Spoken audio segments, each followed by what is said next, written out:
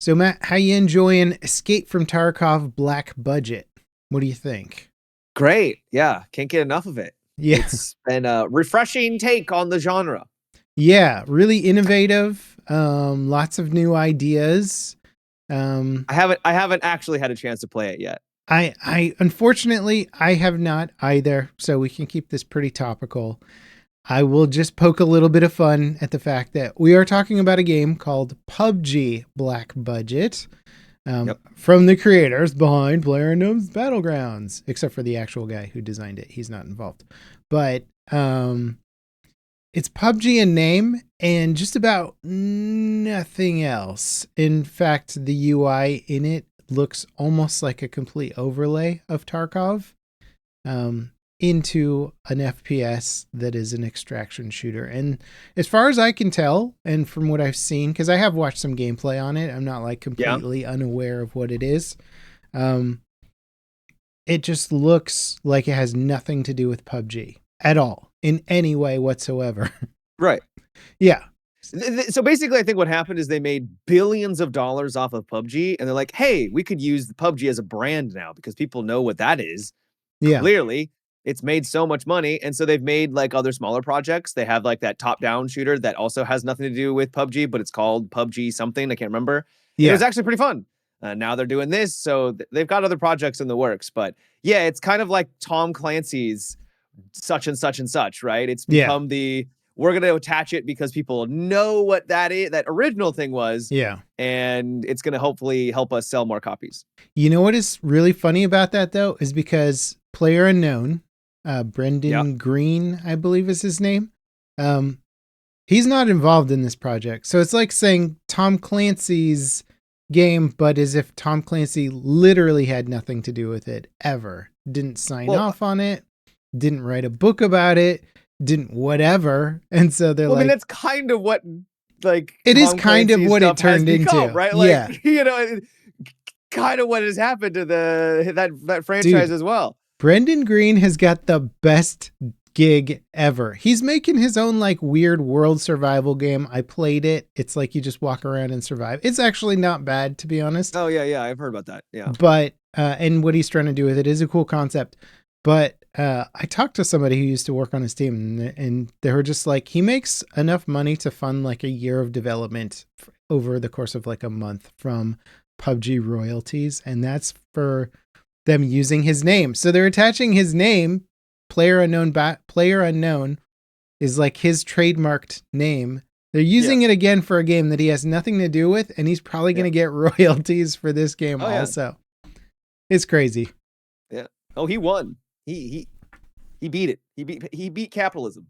GG. Yeah. I need to put my name on the front of my game. Level Caps. Would you play it more? Would you be more excited if it was called Level I Cap? would, yeah. Okay, But I'm a cool. little Sick. biased, so Yeah. I'm a bit biased. It's just too pretentious, man. I can't bring myself to do it. And I A little bit. call myself pretentious. I am self-aware pretense? No, I don't know. Pretentious person. I mean, you were just talking down on house music before the live stream, saying how you've got a select palette, and you were, yeah. Yes. Hey, for the record, what I was saying was I was enjoying house music, and I was just disappointed because I've always looked down upon it, and now I'm like, For reasons, for some, I don't understand. know. At one point, this comes from my general snobbery about things. I guess so. Yeah. Did you see that Marathon has a release date, Matt? No. March next year. Coming out for $40. So soon? So soon. Yeah. It's coming out for $40. They released a whole video on it. How long is this video? It's 22 minutes long. Damn. I gotta watch it. I got 19 minutes into it. But I do want to finish it because, to be honest, it looks a lot better. Okay, good. In fact, the top comment in that video is looks significantly better. What are the big significant changes that you can tell from the video? Okay, so they have proximity chat now. It looks like they took a few notes out of some other game's book. Couple notes. Okay. They have a free kit that you can run now. Okay. Okay. Interesting ideas they're coming up with here. The graphics look a lot better. It looks like they dirtied up a lot of the visuals and make the world look a lot more lived in and like a forest is a forest and not some sort of weird digital version of a forest. I don't even know what to call what they did with the visuals in that game. Yeah, But no, that's fair. yeah. So it looks like they did a second pass on the visuals and were like, guys, like it looks awful. Let's fix it. And it looks a lot better. I'll be honest. That's why I made it 19 minutes into the video. Cause I Looks was a like, lot grittier from the little bit that I'm watching right now. yeah. So improved visuals. And then they talked a lot about factions and faction unlocks and how like basically you can pick factions for like a season. And I don't know if you're going to be limited to one or if you can just put your progression points wherever you want and you could focus on one.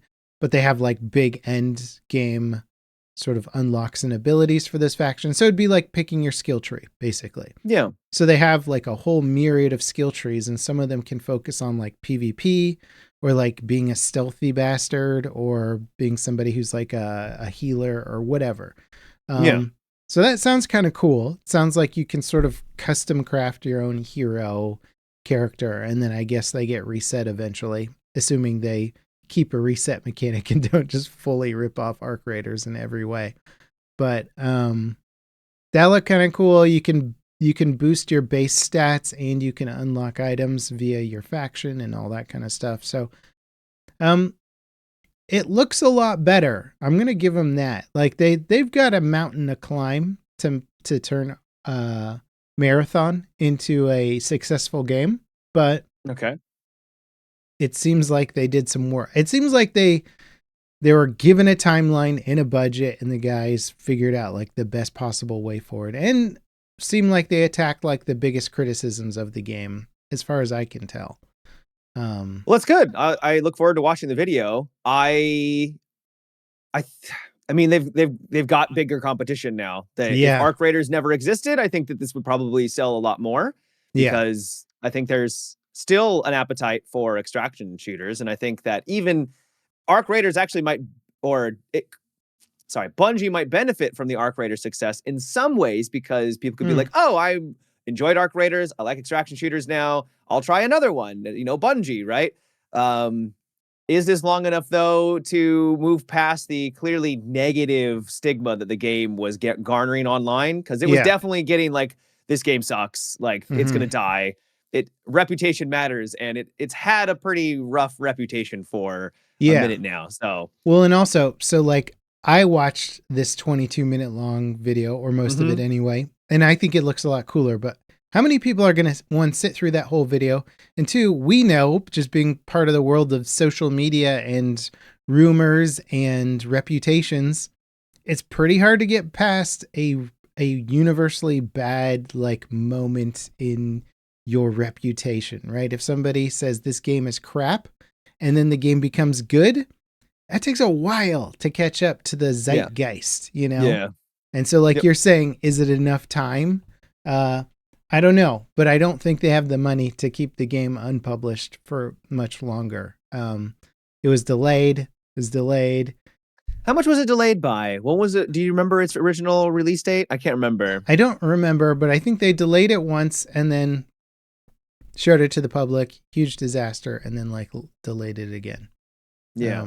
So we'll see. I really want Bungie to stick around as a company and make good stuff. So I do hope it does well, but Arc Raiders I did play the beta, and it wasn't I wouldn't say it was a disaster. It just wasn't really anything interesting. It was just a very plain vanilla extraction shooter that didn't feel like it was bringing anything necessarily new. Yeah. But that was also just a very brief little glimpse into the game. And so hopefully... And I believe you said that before you had played Arc Raiders. I believe. I can't remember the timeline specifically, but I think you had played it and you're just like, yeah, I don't know about this. And then Arc Raiders playtest and all that stuff started happening and everybody went, whoa, Arc Raiders is doing it right. That's awesome. Yeah. It's got that special sauce. Yeah. Speaking of which, by the time this podcast goes live for everybody else, for people who want to support us further, you can check out Patreon, and then you can watch us record the podcast live on Mondays.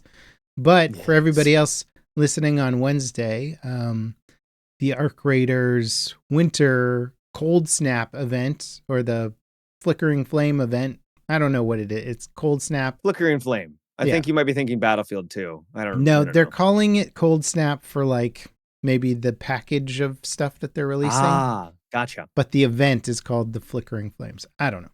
Anyway, I can't keep up with it, Matt. I'm old. It's true. I'm getting there. It's true. But that'll be out by the time the podcast is out. It's coming out Tuesday, and it looks cool, man. They're dropping a new Raider deck for it. It sounds like going outside is going to freeze you, so you can't stay outside for very long, or there'll be like maybe stormy type weather happening. So if you're in it while it's storming, you'll freeze super fast. So, I mean, it sounds super interesting. I hope bodies like freeze over on the ground if they're outside. That'd be kind of cool. I doubt they'll freeze over. I'd be sick if there could be like a visual effect on it. Yeah. If you could tell how long a body had been there based on how much like frost had accumulated, that'd be cool. Be like, oh, that would be wild. Yeah. They need a like touch the body mechanic to see if it's still warm, you know. How long has he been out here? Go over, you know. Yeah, that would be kind of morbid. Granted, they're only knocked out technically, so that is a thing. Is they're supposed to be just knocked out when they get dropped by someone, and if they're dead, actually that's a good point, because if they're knocked out and then you just leave them out there, they're gonna die. Like they're gonna get frostbite. But I did see the post. It looks like there's gonna be. It's a lot like the Battlefield event almost, where there's not gonna be like heat sources, but you need to go inside, because if you're outside, you will get frostbite, and then that will apparently do a lot of damage, enough damage where you have to out heal the damage. So if you're like an extended firefight and you're just in the open, like you are going to need to go indoors. So it also looks absolutely stunning visually. The little that they showed off, the blizzard effect almost kind of gives it this shrouding effect, like mist and stuff. So you fog. I'm describing weather at this point, but it does look gorgeous. Apparently, you're also going to slip and slide on water, frozen water. So there'll also be some environmental movement-based hazards too, which is cool. Yeah, I've been looking forward to this one for a while, and the skins look cool too. I don't know if you saw that trailer, but they've got like I did, yeah. They have one that he's got like a solar panel on the side of his arm, and the other one is like a baseball catcher outfit too, which looks okay. I recently played the finals, which we can talk about here later. And boy, their cosmetics are fantastic. And I think, in my opinion, they have more creative freedom in the finals, but I think they're a little bit better in the finals compared to Arc Raiders. I still like Arc Raiders cosmetics, but I haven't found somewhere I'm like, damn, I need to absolutely have that right now, right? I've never had that moment.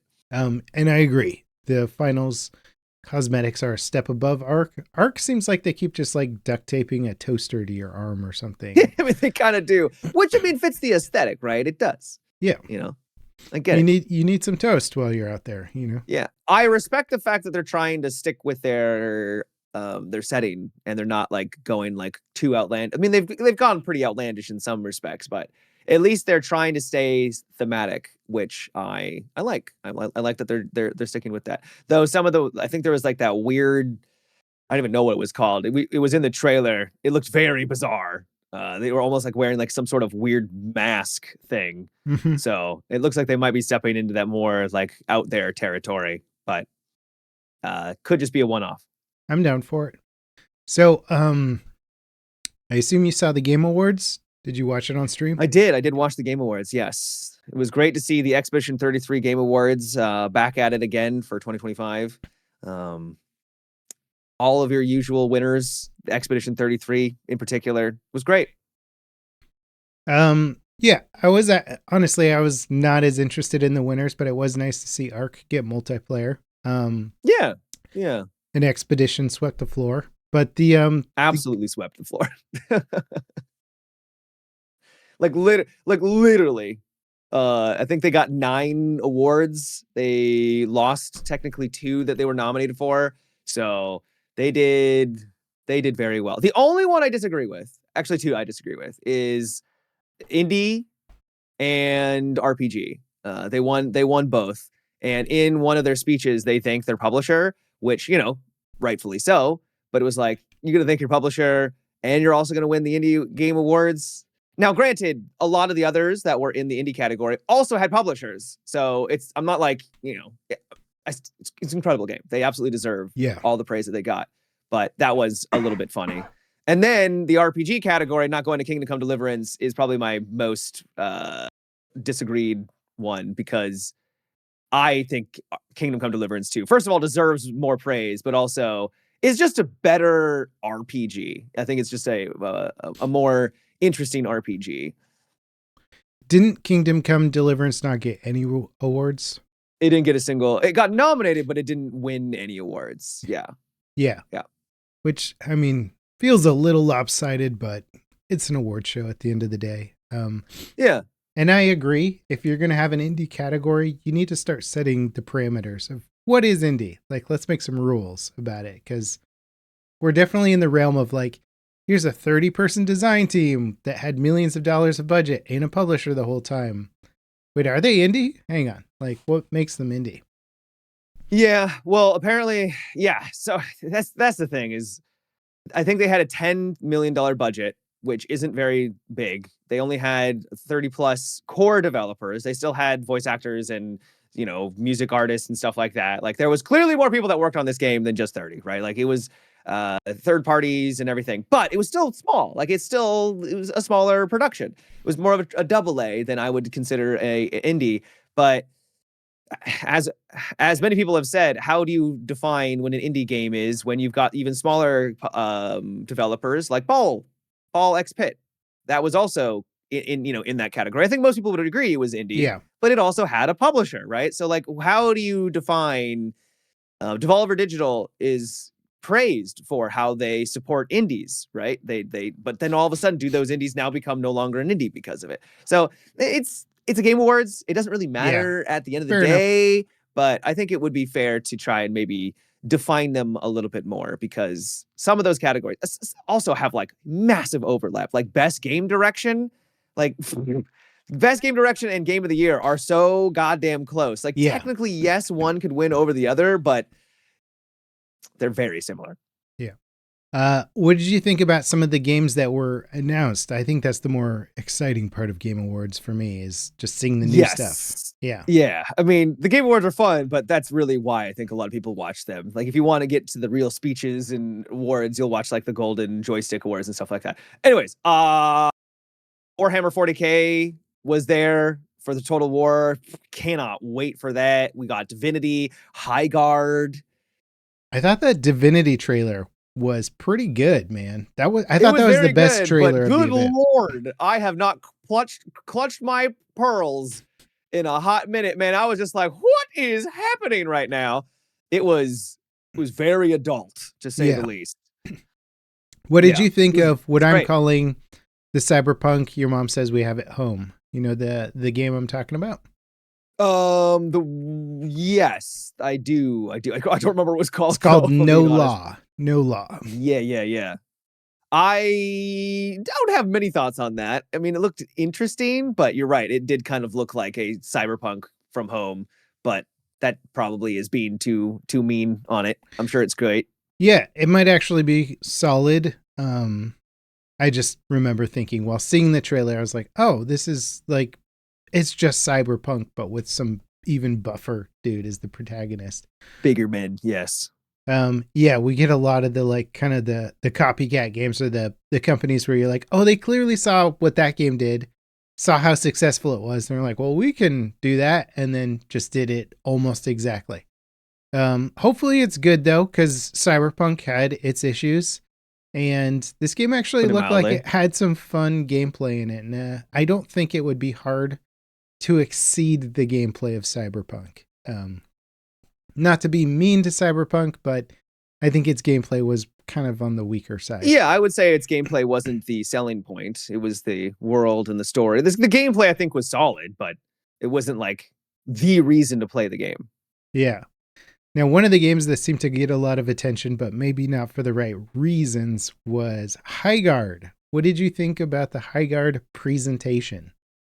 I think it was a mistake for them to have it at the end, because I think if it was earlier on in the presentation, it wouldn't have been memed on so much, because like it's fine, right? Like, but to have Jeff be like, from the former developers of Titanfall and Apex Legends, we're like, holy crap, what's That about? was If a this is the mistake. That final was a mistake. reveal, holy.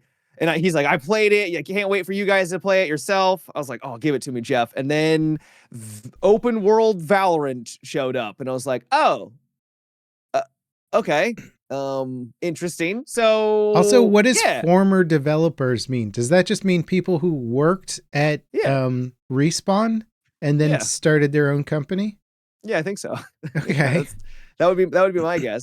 You know, we hear this all the time from former Blizzard World of Warcraft developers. Comes the next MMO that definitely won't flop and definitely always flops Yeah. every single time. Well, it's like Arc Raiders. Like, we know that their studios formed from Battlefield devs, but they don't announce their Right, games as like from the ex Battlefield developer. You know, you're like, right. people have said it, but they don't say it. It was just kind of weird because people are expecting something in the Titanfall vein, and then you see um kind of a horseback meets shooter something. I don't know how it's going to play. What I'm curious on is, what does the game mode play like? Because it looks like it's an attack and defense where you need to go on either one or the other depending on the situation. It looks like it's larger in scale because you have literally mounts that you ride around on to get from point A to point B. And then if that's the case, how many players are on the map? Because if it's large enough where you need cavalry to move around, if it's a 5v5, then there's got to be like some sort of like very narrow direction, because if it's a large open area, which you would assume you would need for a cavalry, then it feels just like it's just gonna be spread out and just awful. So I have a lot of questions. Many questions. Well, it looked like you can sort of spawn your cavalry, your digital cavalry, whatever the heck it is, at Uh-huh. any point. So you can then get on it and then get out. It seems like a instant on, instant off cavalry. So Yeah, it did. almost like it's going to be used as a sprint mechanic to cross open areas or something. Yeah. Yeah. Um, I mean, I guess I'll give them points for trying something new, but I think the shooter audience doesn't want weird fantasy stuff. I think it's like stylistically, it's a flawed approach to the genre that they're going for. I agree. Having a Yeah. dude show up who can throw like lightning bolts at people and also is using a revolver is an interesting choice, to say the Yeah. least. And I mean, Valorant would prove me wrong in a certain way there, because it's like, hey, Correct. here's Counter-Strike and Magic, and you're like, okay, that's a dumb idea, and it's a Yeah. huge game. So maybe I'm totally wrong here, but it's an interesting. It got a bunch of flack, and I was kind of rolling my eyes a bit at the trailer as well, thinking like, oh boy, here we go again. Yeah, Good luck to they these show off like dudes. destruction, and it's like the most mild destruction and like ever. It definitely isn't organic, where it's like this wall you can clearly destroy because it looks different than this other wall, right? Right. And so it's not organic, and it just makes it feel like you're in an arena, which is fine.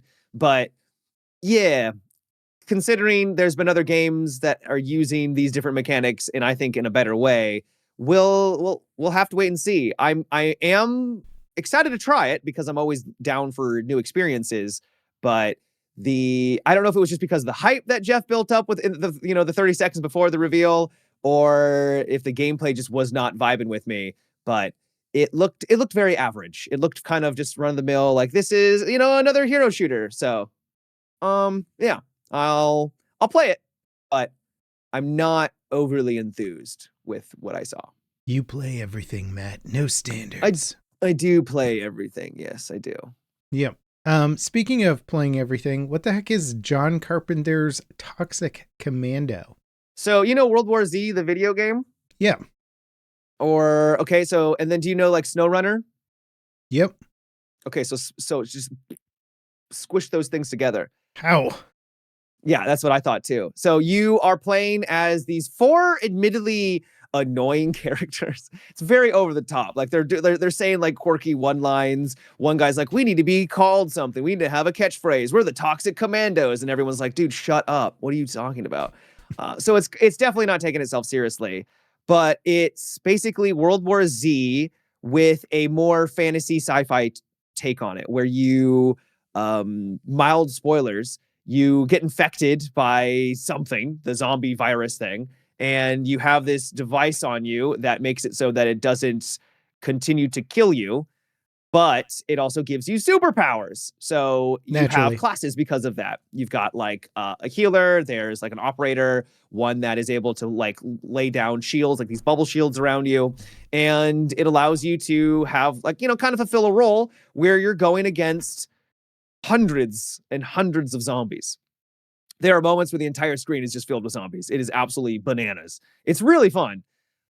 The reason why I say it's also like SnowRunner is that you have vehicles that you can find Hmm. and you can use to get around what is a sort of semi-open world. Kind of think Helldivers, right? Where you kind Okay. of come into an area and you just need to explore around, and there's locations around that you can capture and side objectives and stuff like that.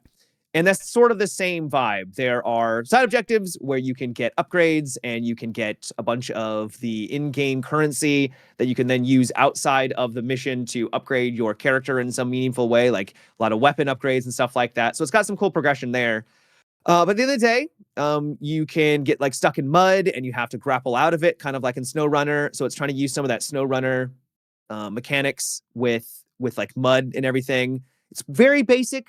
It's more of, for the most part, the car will just slow down. Hmm. I'm sort of excited to see what they do with that mechanic, because I'm hoping that there'll be some missions where it's like you really got to kind of plan your route when you're driving, because if you don't, you're going to get stuck and you're going to get swarmed by zombies, right? But yeah, so it's like, but it's a very interesting blend between the two different games. Yeah. I'm looking at videos of it, and it's a weird mechanic to go, what's scarier than being chased by zombies? Being stuck in mud while you're being chased by Yeah, zombies. And it's yeah. like, it's funny that they built a whole game around those concepts, but it looks cool from the screenshots that I'm looking at. Yeah, I'm not gonna sit here and act like it's doing anything insanely different. But yeah, it's shooting zombies in the face. They've got a lot of different like unique zombies that are, because World War Z was very uh simple in that most of the time you were fighting just like thousands of zombies. That's what made Yeah. that game so unique. And it was I wish that this was a little bit more like that in some ways, because it was like you were fighting a flood, and that was Right. so cool. Yeah. It like they literally acted like almost like water. There was so They many could climb zombies. each other to get over walls, Yeah, which was so super cool. And cool. they can do that here too. And you can see that those bones and that in this game as well. But it's not quite the same. And this also has just a more, so like there's some zombies that will like shoot projectiles at you and they will charge at you and grab you, and it's like I said, it's more of a fantasy sci-fi, like they're leaning more into that than kind of more the grounded zombies, if that makes any sense, right? Like Yeah, you totally. could have like a swing, right? So yeah, it's definitely going for more of that fantastical fantasy vibe, and I think it works because it gives them more freedom to not only give more options for the classes, but also the zombies that you're fighting. Yeah. I mean, I can't think of any games that have just gone pure straight zombies aside for like maybe DayZ or something, at which point the zombies Yeah. don't, they're not really the focus of the game anyway. So you have to have those hero classes. And Yeah. classic games like Left 4 Dead, which I would argue had some of the more gritty, authentic feeling zombies, Hmm. they still had the hero zombies in that. They were just a Yep. little less frequent. So Yep. it's hard to get away from hero zombies in a gameplay scenario because you have to have wave mechanics that are just so darn effective and cool that those become the main thing to fight against. Yeah. My only concern with the game is repetitiveness, and that's true for like any zombie game, honestly, is how repetitive is it going to be? I only was able to play 3 missions, technically 4 if you include the tutorial. And it really is like kind of open-ended on how you want to approach. Each round is a little bit different because they randomize like where you can go, but it's still like it plops you into an open world area.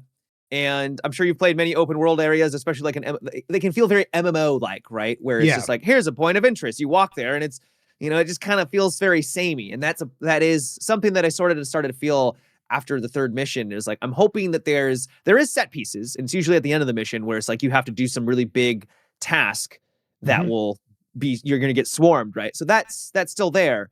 But I am worried that hopefully not every mission is going to feel exactly the same because of that design philosophy.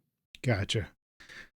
Yeah, hard to break away from that because you need a lot of custom set pieces and custom mission crafting, and you're trying to save time and money. You're like, well, what can we repeat a lot, But yeah, that's tough in a mission-based game where you're like, oh, okay, so I'm just taking the thing to the thing or getting the thing from the thing. Like, yeah. Yep. So you mentioned earlier that you had played the latest season of the finals. Yeah. What are you thinking of it, man? Like, it's awesome, dude. This is probably one of the best seasons because they added Rush. They added in a rush game mode, and it is spectacular. I mean, I'm using maybe a little bit exaggerated terms here, but it is so much fun for that game because it blends everything I like about the finals, but makes it much more casual and more action packed, where you're not just like, oh man, our randos, got wiped somewhere, and now I'm, there's nothing I can do about it, right? How many people per team in the? I believe it's 8v8. Okay, and it is chaos. Yeah, it is basically controlled chaos. There is so much happening. You may not win, but you're having a good time doing it because it's people. What's weird is people are actually like reviving. And it's like there's teamwork, and I'm like, these are just random dudes. And I'm like, where is all this teamwork coming from? I think it's really cool that the finals has experimented and done really well with these 2v2 or these 1v1 game modes where it's one team versus one other team. And they're like, yeah, well, what happens if we give a team 5 players, 8 players, whatever? And those have been some of my favorite modes as well. The payload mode that they created, I think that one's an absolute blast. I love that one. And there's more players on it and it plays different. I still like their tournament mode a lot, but it can be challenging, like you said, when you're not with a 3-man. And also even when you are with a 3-man, you're like getting stomped on or whatever. It can just be frustrating, or when you lose because the game inherently becomes a third-party situation, where you're like, haha, we beat the best team. And then the worst team comes in and kills you and wins the match. And you're like, oh, dang it. It's cool that they're experimenting with this. Did this season come with a new map? It came with a new map, and it's absolutely stunning. It's like a Chinese city, and it's gorgeous. Embark has always done a great job when it comes to the visual fidelity of their maps, but this one I feel like is just a cut above it. Like you really feel like you're in a city, but at the same time, everything's destructible, and like it's really well done. I can't talk about balance or anything like that and competitiveness of the map, but I was able to play with Tomographic, and we were both just kind of blown away by the map itself, at least from a visual standpoint. And it was just great to run around in. Did they get you on the cosmetics, Matt? Any cosmetics? I did not pick any of the cosmetics, but there are some really good ones. Yeah, you go back and you're just like, what in the world? Who am I fighting right now? Their cosmetics are peak. They do a really good job, but also still fitting within the vein of like you're not seeing Beavis and Butthead, right? It's still wholly the finals. Yeah, there's no Gundams yet. There's no Nicki Minaj, and there's no Beavis. There is, I think, a Gundam essentially, but it's not actually a Gundam. Right? But they do have, yeah. I am.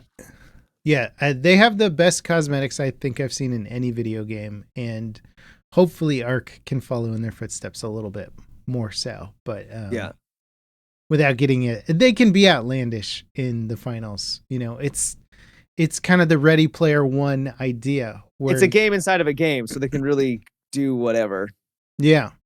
Now, if Ready Player One became reality, would you want us to look like those characters? Would you want us to look crazy, or would you want us to look more like people?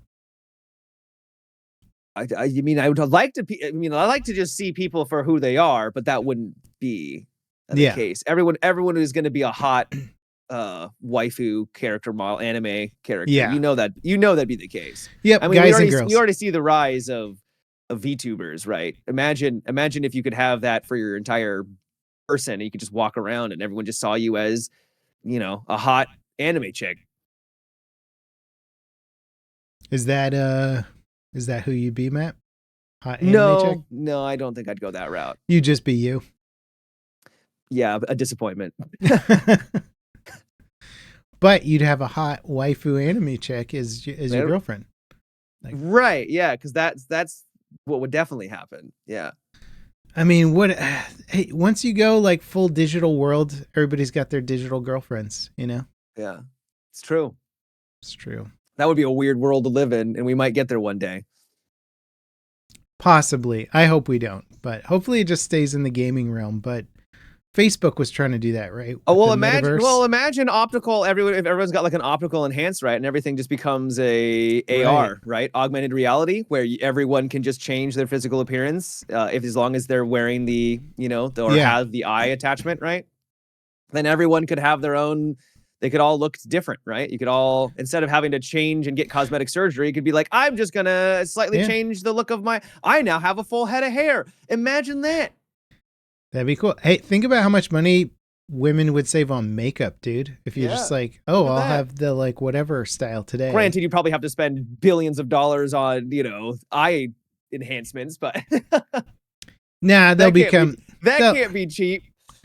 It'll become cheap in mass, There you once they sell a billion eyeballs, you can lower the price. There you go. I look forward to that dystopian future. It's going to be great. Should be great. Yeah. Can you imagine? Oh, there's like, have you seen those videos where it's like a hot chick like taking off her makeup? I've seen many. Oh yeah. Where are you going, Matt? Well, you see that you just said have you seen the video with hot chicks? Like, yeah, they're all over the internet. Yeah, but that's my feed. That's my feed, dude. No, where it's like it's either someone putting on makeup or taking it off, and the transformation being like absolutely insane. Oh, yeah. Where you're just like, it's I don't wizardry. even. Yeah, it's wizardry, and then you're like, what does this person even look like normally? Like, I have no clue. Yeah. Yeah, that stuff weirds me out because it wasn't that intense when I grew up. I don't think anybody was going quite that hard with the makeup stuff. Well, most women are not going that hard. That's true. That is the an outlier. The outlier stuff, but it does weird me out a little bit. We haven't talked about Battlefield at all, and that's in part because I think this latest winter update for Battlefield came out like the day after we recorded the podcast. So it's a little bit old news, but we didn't talk about it last week. Thoughts on, yeah, you beat me to it. It's my least favorite map covered in snow. Yeah. It looks beautiful. It looks nice. The frost mechanic is a mechanic that can add some different gameplay styles because you can't camp in like your usual spots. You kind of have to run around and go and grab some heat real fast and warm up. But beyond that, it plays very similar to regular Conquest on that, but with a nice, pretty winter sheen. It's fine. It's fine. It's not going to hold me over very well until the next big content drop. Hopefully DICE has been pivoting real quick to some content that is a little bit more geared towards community feedback, which is like, for me, it'd be bigger, more expansive maps and less of the CQB stuff.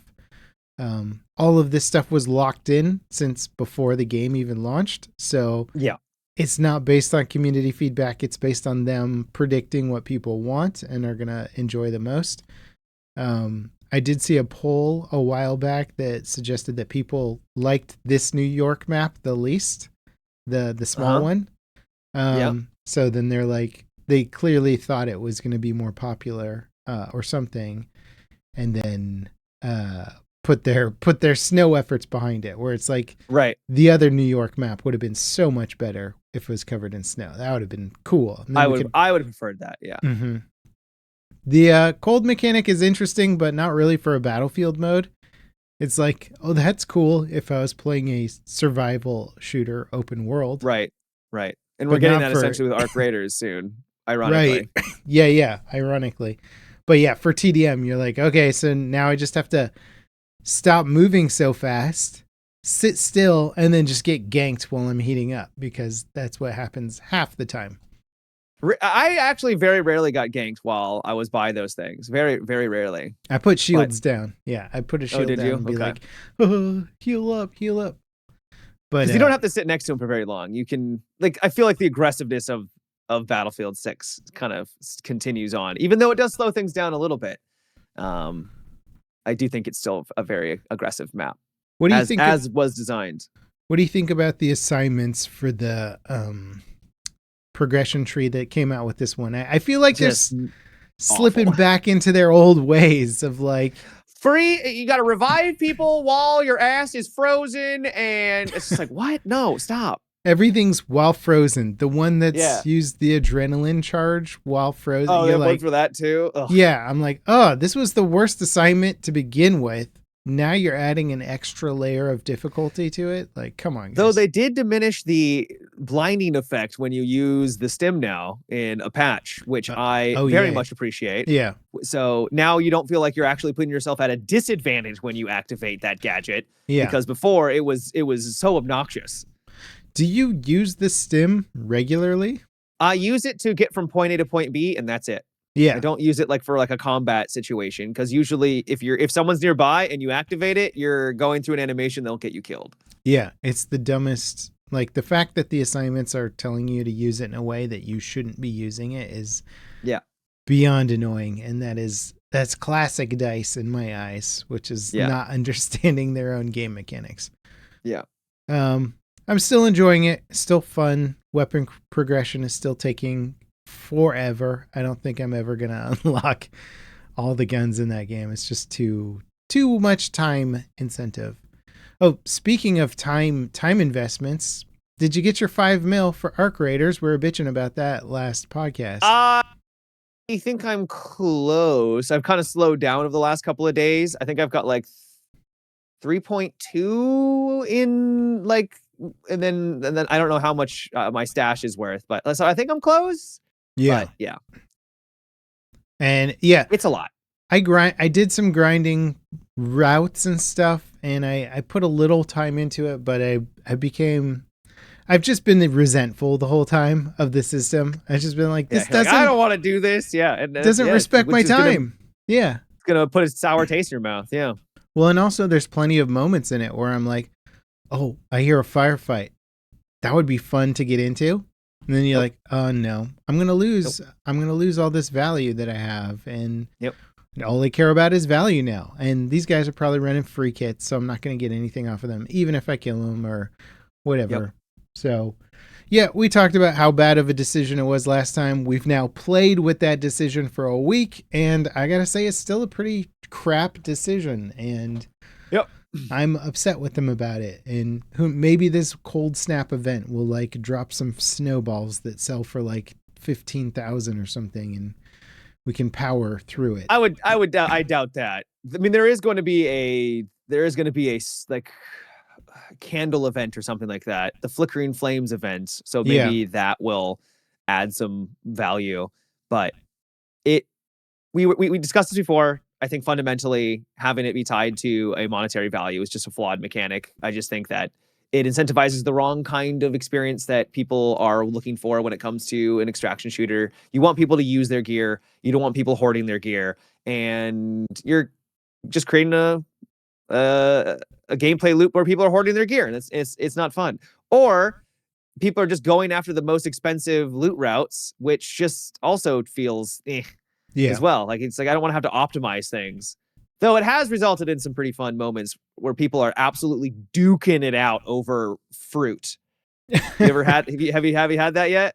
No, but I've played a lot of Buried City, and there's a couple of Uh-huh. hot spots there, and I'll just see people go ham over like a room or There's something.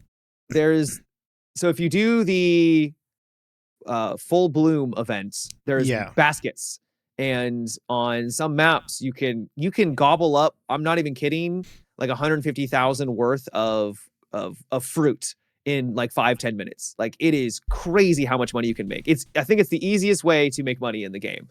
But now more people have realized that, and so they're also going for fruit. And there's only so many fruit baskets, and so you literally have people like, stick them up. Like, what do you give me my fruit, Yeah. bitch? Right? Like it's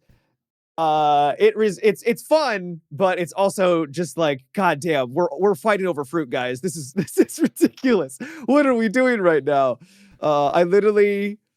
I killed 3 people that fought me. They all attacked me, and then a 4th guy comes from behind while I'm finally looting one of them. Right, that was full of fruit, and I was like, Jesus Christ, 4 people all going for these baskets, 5 including me. Right. Well, that's funny. I mean, it's creating firefights in situations where you normally wouldn't have them. You're like, Yeah. give me the fruit. Drop the fruit, bro. Give me Yeah. give me those lemons and apricots, man. Yeah. It is funny. Yeah, I try to mix up the strategy a little bit where I tried doing a little bit more PvP and like getting out, and it was so hit or miss. And even when it was hit, it was like my earn rate was not much higher. So it was just a much higher risk. And then it's like, ultimately, you just have to kill somebody who has a stupid amount of great gear on them. And most other people are just Which in most your people aren't really situation. running. Yeah. Especially So you're now. like, yeah. So I don't know. It just didn't work out too well. And I've been noticing that people are far more friendly also right now, where a lot of people are just like, no, hey, we're all grinding for the same thing. Like, just leave everybody alone. And then now loot rooms are like 100% guaranteed to be looted if you're not the first one there. Like if you spawn 20 minutes in, it's like, just head to an extract, bro. Just head to the extract. That's actually where it's leading to some frustration, because I'll spawn in late. And I'm like, okay, cool. I guess I'll scavenge like I'm a like actual scav from Escape from Tarkov now, because everything's gone. Yeah, which sucks. Which I guess you could then take the PvP approach where you're like, late spawn, I may as well go try and kill somebody and take their stuff. Right. I'm not always in the mood to be the a-hole, Yeah. Sometimes I'm in the mood to be a good guy, but yeah. I'm thinking they're going to be making some changes in the coming patches. I'd be surprised if they don't see these pain points and they try to remedy them a little bit, because Embark is, well, they've had some missteps. I think they know what they're doing, but time will tell. We'll see what they come up with in the next couple of months, and with this upcoming update, because apparently there's going to be quality of life changes too. Oh, cool. That they haven't announced, according to the roadmap, at least. Yeah. So tomorrow, at least when we're recording this podcast on Monday, so Tuesday, that patch drops, so we can keep our eyes and ears out for those quality of life changes. Yes, sir. I'm excited about that. You ever gank somebody where you're like, that was such a like an evil gank, where it's not evil, but you just surprised them so bad they had no chance, and then they're like dead, and you're like, I kind of feel bad. But then as they're dying, they say some horrible shit. Just the worst vile nonsense. I'm like, all right, see you back in Speranza, baby. Yeah. I was about to like say, sorry, dude, it's how it goes. But then they like just say awful stuff. You're just like, I feel good about this now. My favorite is enjoy the free kit. And I'm like, cool, thanks. I guess I will enjoy it. Like, I don't know why people think that is going to somehow make me feel bad, that I could somehow predict the loadout that you have, right? Like, oh, enjoy the free kit. Oh, I will enjoy the free kit. Yeah. Thank you. Well, they made that joke video about it online. And what I found, because people say that so much now, like, enjoy the free kit, bro. I got a free kit. What are you doing? Just revive me. It's a free kit. Right. I'm telling you, like 7 times out of 10, they don't have a free kit. And then you just get all this like great loot off of them. Yeah. And you're like, what do you think I was going to like revive you? And like, oh man, I guess it's just a free kit. Here we go, buddy. Yeah. Yeah. Yeah, I dropped a dude and he had like a fully upgraded Torrente and like all this other stuff and like purple shields and all that stuff. And I was like, wait a minute. Like, Wait a second. you can also look at their shields. Most people run light, but there is that visual difference between green and blue I did not know shields. that. Yeah. You can visually tell the difference between light, medium, and heavy shields, but Is it's that little subtle. device that sticks up on the backpack a different color? No. So they add a device. So light is one thing. Medium is like one device here and then like one on the side or something. Oh, I And then never actually heavy is noticed like that. 3 devices on it. Oh, that's cool. Yeah. That's probably why I don't see many heavies. And why I've never really recognized like, why does that guy look so different? Because Yeah. so few people actually run the heavy loadout. This guy did this like deep dive video into how we're all calculating shield damage mitigation wrong. Yeah. It was such a long-winded, annoying video, and I don't even understand what he ultimately said about it. Other than what we're calculating is wrong. I think it had to do with like it mitigates damage within like pockets of like sustained incoming fire. So the heavies are a lot better. I think the point he was making is that it gives you more effective health than you actually think that it's giving you. Yeah. And he is right. Yeah. But it's more complicated, but it's not like, I do think the heavy shield is better than people give it credit for, but it's not like gonna turn you into a god. Like you still need to play it like you would the other loadouts. It just gives you more breathing room. Mm-hmm. Yeah. I'd be curious to see if they actually rebalance some of that for the next patch. Where I wouldn't be surprised if they tune some things. Yeah, give it a little bit of love. Yeah, you want people using the best gear. You want them risking the best gear. You want them crafting it and farming it and that stuff. And I used the heavy shields all of a handful of times throughout the thing because I was like, I think I've used it once actually, literally once. Yeah, I was like, I feel too slow, and I'm just not vibing with it. Yep. Blue shields, on the other hand, have been fantastic. 10 and 10, best shield in my opinion. Yep. They're the best for surviving a gank when somebody's like, oh, I'm just gonna gank this guy, and then you like have enough time to like do a dodge roll and then drop him, and then you're just like, how do you feel, buddy? How do you feel about your actions, huh? Nothing more embarrassing than losing a gank, right? And you're like, I have the drop. I've never done that, Matt. Never. You, of course not. Yeah. No, I've never tried to gank somebody. You asked me before, have I ever felt bad about taking people out? And the answer is yes. But I'm at the point now where I feel bad, like going for. There was someone who was opening up one of the Arc Raider like probes, and I was right behind him. Like I was 10 feet away, and I was like, I could just absolutely murder this man. Yeah. But then I let him go, and I was like, whatever. And my chat's like, that man had no idea he was so close to death. And I was like, I know, but I felt bad. So I just like, don't be so scared, man. I'm like, I'm not scared that I'm going to lose the fight. I feel bad. I'm scared. I would myself feel like I'm a lesser man because of it. I had this guy dead to rights who was walking into a building, maybe hospital or something like that on Buried City. And like, he was just moving in a way that he looked nervous or something. And I had him dead to rights, and I just went on comms and I was like, hey, I'm friendly. And it startled him and he started shooting at me. I don't think he wanted PvP. I think he was just so on edge. He's startled. Yeah. And then I killed him and then was like, hey man, like, sorry, but I told you I was friendly, and it's just like, so terrified of everything, which is. If I come across someone and they're just right there and it's close quarters, I'll blast them. Like I'm just going to let it rip. I'm not going to, So I still will take people out, but did you, it is a fun social experiment. It's one of my favorite things about Arc Raiders, because going into it, when they first showed off, hey, Raider, want to team up? I thought no one would ever do that. I was like, this is silly. I don't even know why they have this in the game. Like, oh, it's kind of a fun novel thing. I thought it was going to be a bloodbath. And lo and behold, it didn't turn into a bloodbath for every more single... people are friendly than not. This is really cool. So I got to commend it to them for being able to somehow get people to actually work together in a PvP game. Did you see the comment on the aggressiveness matchmaking? I did not know. So there was an interview with I think this guy was like an art director or something. So it's a weird bit of information to be coming from the art director per se. But they had one line in this interview that indicated that there was matchmaking considerations based on your aggressiveness tendencies towards PvP. Mm, okay. And so the whole community went, what? There's matchmaking based on how much of an a-hole you are versus how much of a nice guy you are. So, which, I was like, that's interesting. I don't know how I feel about that, to be honest, because ultimately you don't want a server full of friendly Care Bears just being like, here's your loot, buddy. Oh, did you want that? Here, I got some, and you're like, what Yeah. are we playing here, guys? But, right.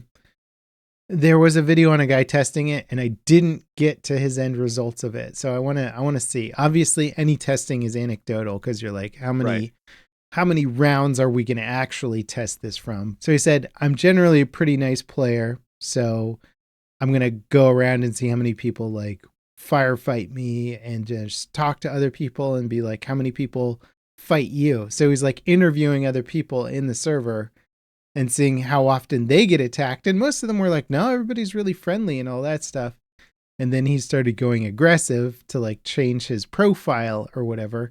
And I didn't get to that part in the video, but I really want to see. Because there might be some truth in that. There very well might be. Yeah. It's why everybody in your games is such a rat bastard, Matt. They're just like... Actually, lately, everyone's been really nice, but I also think it's because I haven't really been going after people, too. So there might be some validity with that. As long as it's not black and white, where it's like, oh, there's different brackets, as long as it's... Because you want to have some aggressive people, or then it just becomes, like you said, it loses that tension. Yeah, and you don't want to match people into their bracketed range every time either. You want to like mix it up, right? Yeah. Put some aggressive people into the group of non-aggressive people and see what happens. You got to keep everybody on their toes. Well, we don't technically know if that's actually. Unless it was 100% confirmed. I don't think anything's confirmed. It's all just theories at this point. And it was one dude who seems like not the right guy to be talking about matchmaking when it comes to matchmaking, right? But then again, if you're on the team and you're on the design team, you probably have an idea. Heard some things. Yeah. It's Embark seems like the studio that's not in the practice of like sectioning off teams and being like, stay in your lane, bro. You don't get to know how we're designing over here. Yeah. Which is really common because you don't want people getting distracted.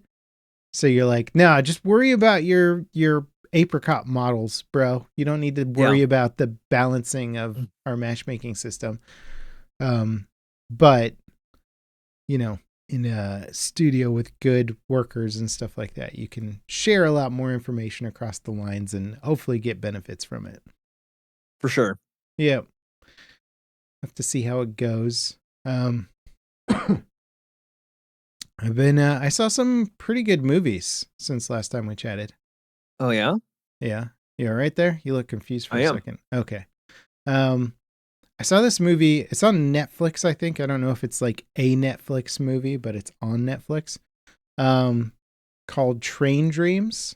And Train Dreams. Train Dreams, like choo choo train. And it's like a really interesting slice of life movie. It's based on a book, I believe by the same name, maybe. Just about a guy who lives in like between the time period of like 1920s through like the mid to late 60s, in the Pacific Northwest, kind of around where we are, man. And his profession is like a logger. He chops down trees and does it seasonally and goes out and does this, but it is so incredibly well shot, so well paced. Like, it's such a beautiful looking movie.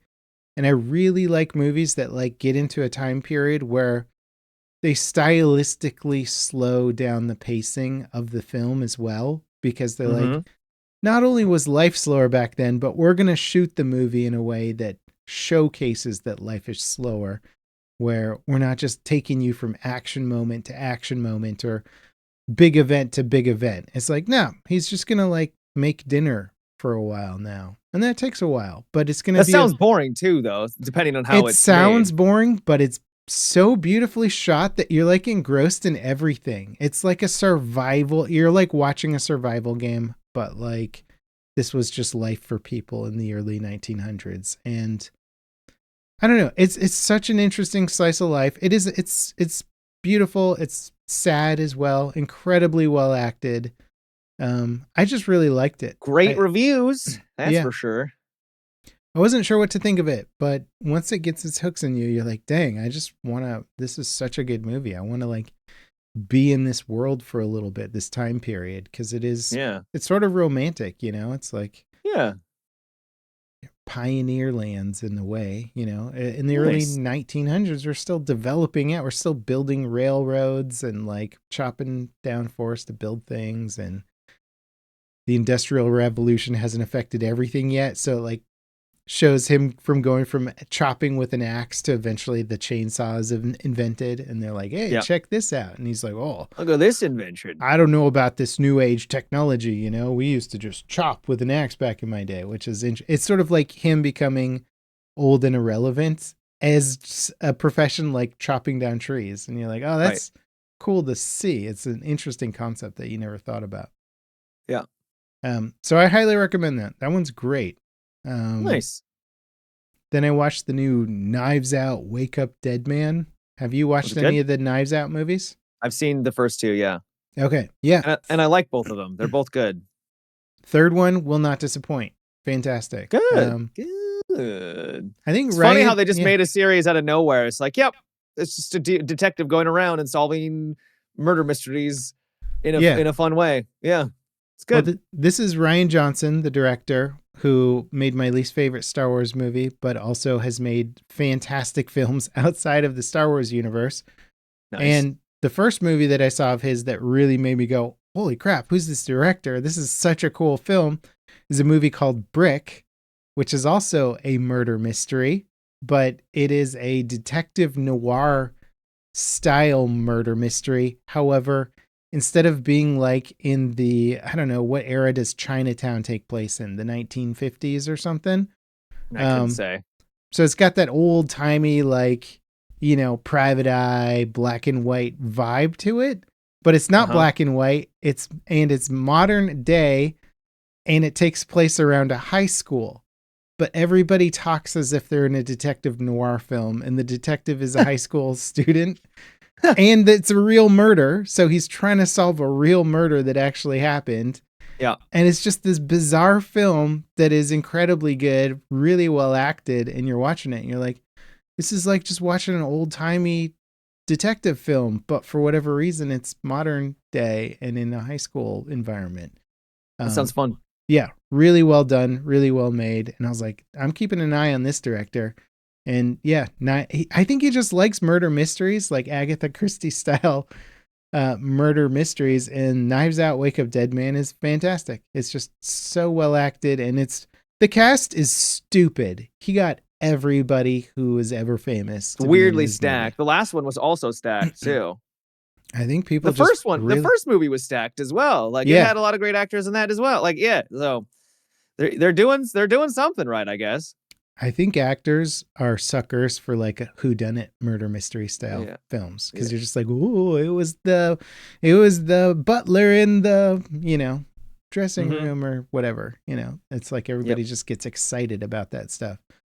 So yeah, this one was solid, and it also has, I forgot the actor's name, but he plays Prince Charles in the Crown series. Okay, I don't know that, but fair enough. He's fantastic. He's also in one of my favorite movies from the past couple of years, the Challengers movie, which is that tennis film. He's one of the leads in that. He's super good, and he's one of the main characters in Knives Out, Wake Up Dead Man. So he's solid. I like it a lot. This one was interesting because it's usually follows Daniel Craig's detective character a bit and his interactions with all these different characters. But in this one, it follows Daniel Craig's character a bit, but actually it follows the character who is the main suspect for the murder for the majority of the film. So you kind of see most of the film through his perspective. Through his eyes. Okay. And that's the guy that I'm talking about, this actor that I think is phenomenal. Kind of looks like Adam Driver. He's got like that big ear sort of look to him. All right. A little Um, goofy. little goofy looking, but just like such a dang good actor that you're like, man, this guy's great. Yeah. So yeah, solid movie. I highly recommend both of those films. I watched Pluribus. Have you heard about that one? I've heard about it. I don't have my Apple subscription on yet, but it's waiting. Really good. First two episodes, fantastic. Wild, all creepy. Yeah. But really, really fun idea. Really, really fun idea. I watched the next 2 or 3 episodes after that, and it slows down significantly. Still very good. Yeah. It's made the same guy that made Breaking Bad and Better Call Saul. So it has like that style, right? So it's gorgeously shot, right? But what a premise. I won't say any more because it's spoilers, right? You can't give away any of the premise. Cannot, no. Wow. Okay. Yeah. Cool. It's sci-fi. Just know that. It's very sci-fi. The other show I watched just for fun, because I was looking for something, is called Banshee. It has the actor Anthony Starr from The Boys, who plays Homelander. Great, he's a good actor. Follows or an ex-thief who assumes the role of a sheriff in a small town. Basically just takes over some guy's life and becomes a sheriff, right? Okay. Have you ever seen a show where it's like, we're going to show that we're an adult show? And they're like, we're going to really make that very obvious. Bro, like I'm talking 10, not even, okay, not 10 minutes, like a minute into the show and there's boobs. And I'm like, Jesus Christ. Okay. So it's that kind of a show. All right. Fair. And boy, oh boy, do they really ram that home all the way through. Literally, there's a lot of ramming. It's kind of fun. It's all right. There's this fight scene though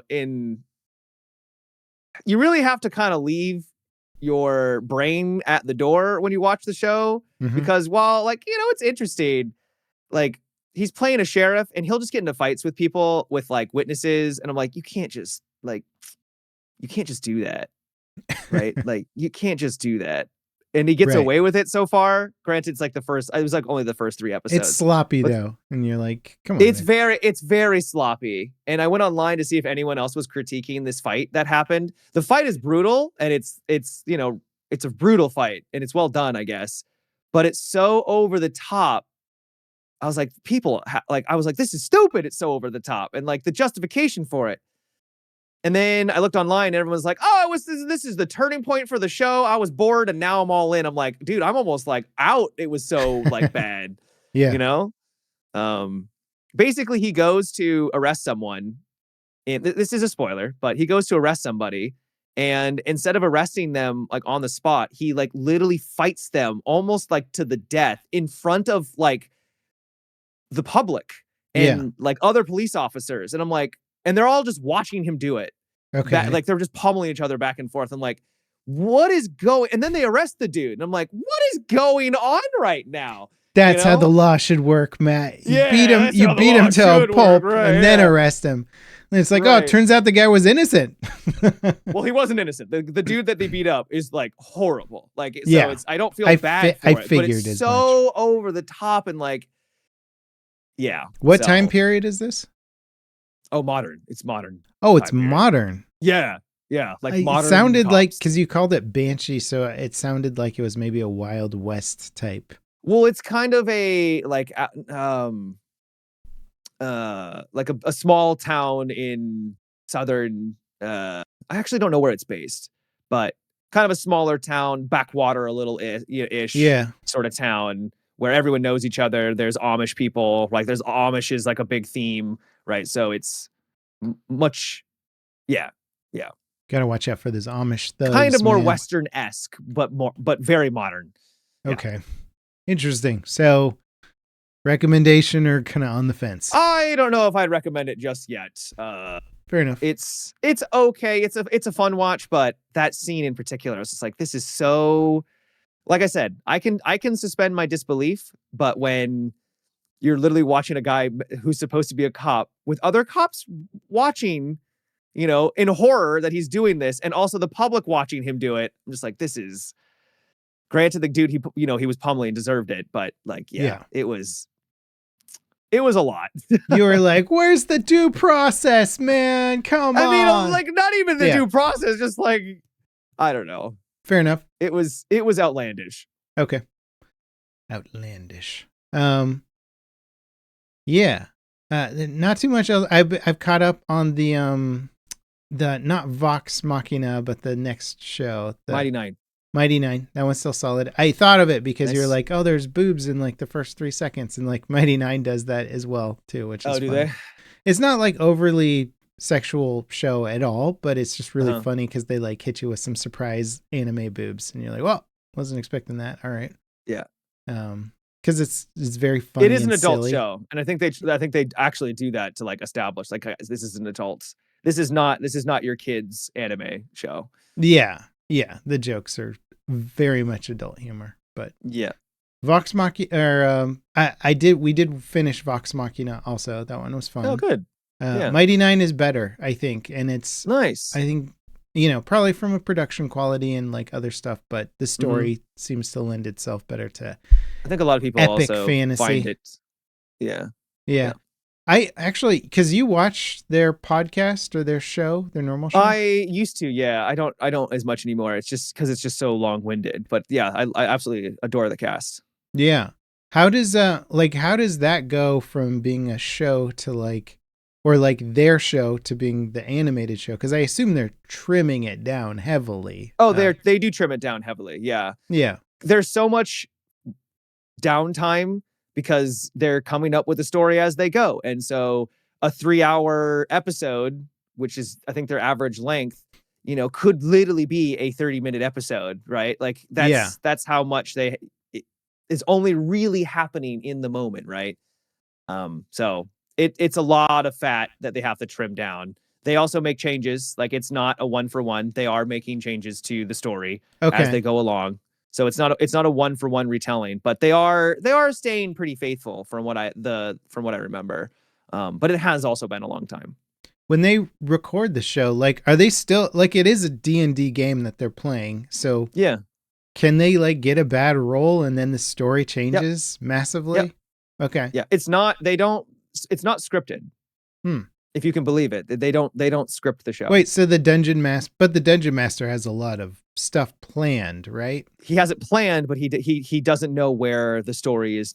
He has an idea of where it's going to get, and he will try to railroad it in some ways because that's just what you have to do as a dungeon master. Yeah. But Matt Mercer's so good that he will be able to improv his way to, it's like, well, I thought we were going that way. You guys clearly didn't want to go that way, or you rolled horribly and one of you died or what have you. Right. And now we got to go a different direction. So yeah, it's very fluid. If you have a crew also that kind of knows what's up to a degree, they're not going to be like, well, we're just going to get in a boat and sail off into the ocean. And then like, I think they respect him you're to ruining not do that. Everything. Yeah. That's cool, man. Well, I'm liking this show.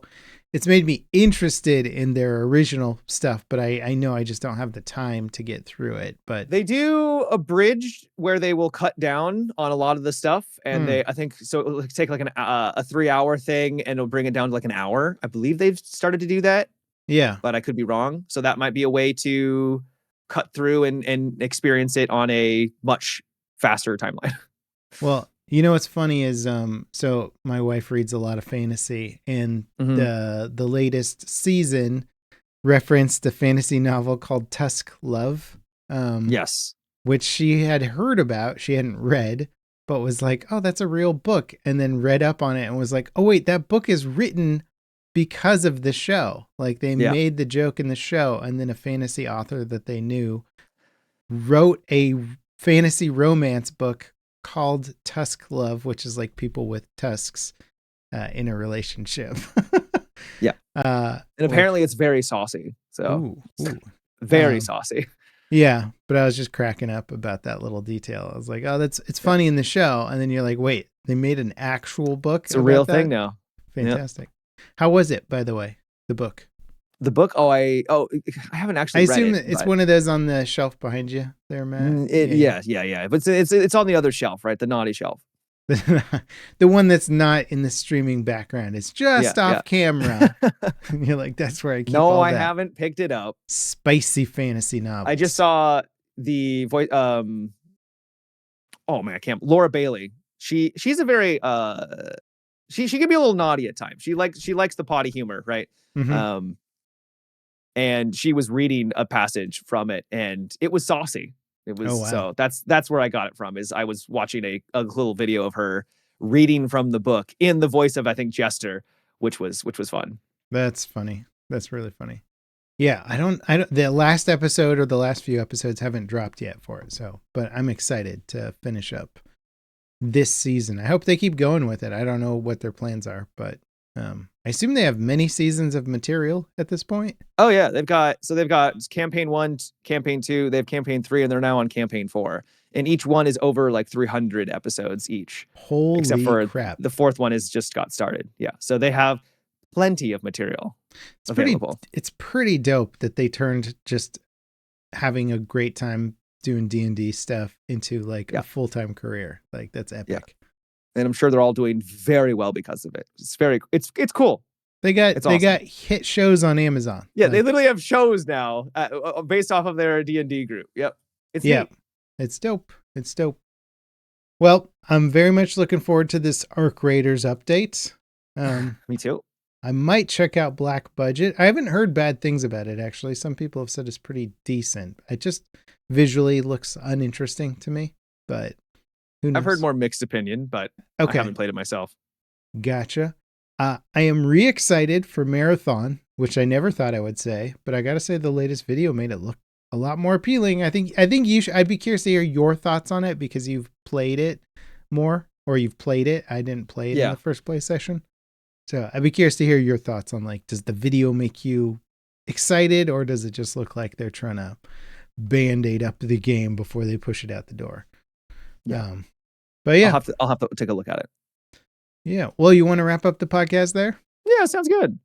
All right. Well, everybody, thank you so much for dropping by. Apologies if I had to turn off and cough a little bit. I am getting over a man flu. That's what it is, Matt. The old man flu. Man flu. It's actually fatal if women catch man flu, but it's pretty bad. So I just got this cough that has been lingering forever. But we appreciate you all. If you guys want to support the Level With Me podcast more, you can check out our Patreon link in the video description, and then you can drop by and watch us record it live, and stay tuned for a post-podcast show where we hang out and just shoot it. Just chat with you guys and talk about whatever's on our minds. But regardless of whether or not you're a Patreon member, Matt is going to leave you with some incredibly useful advice every week. Take it away, Matt. Remember to pace yourself. This includes when you buy some cinnamon rolls from Costco. Make sure you pace yourself. That's all I'm saying. Pacing yourself is an important quality of life. Matt, you don't strike me as the guy who would just go ham on like a package of cinnamon rolls, but I'm guessing the holiday season's got everyone has their vices, Level Cap. I'll just say that. I had a cinnamon roll last night. I'm not gonna lie. There's Trader Joe's little box of the cinnamon rolls. Oh man. Oh man. Good. Yeah. Terrible for you, but they're so good. So bad for you. Like I eat it immediately. I'm like, what's wrong with you, man? What's wrong with you? You don't need that. The shame after. Yeah. Yeah. You're too old to be eating this stuff. This is like, I can feel my old body being like, no, poison. Rebelling against it. Yeah. Yeah. But man, is it good on the way down. Mm-hmm. All right. Well, thank you all for watching. We appreciate y'all. Hope you have a good rest of your week, and we'll see you next Wednesday. Bye-bye. Take care.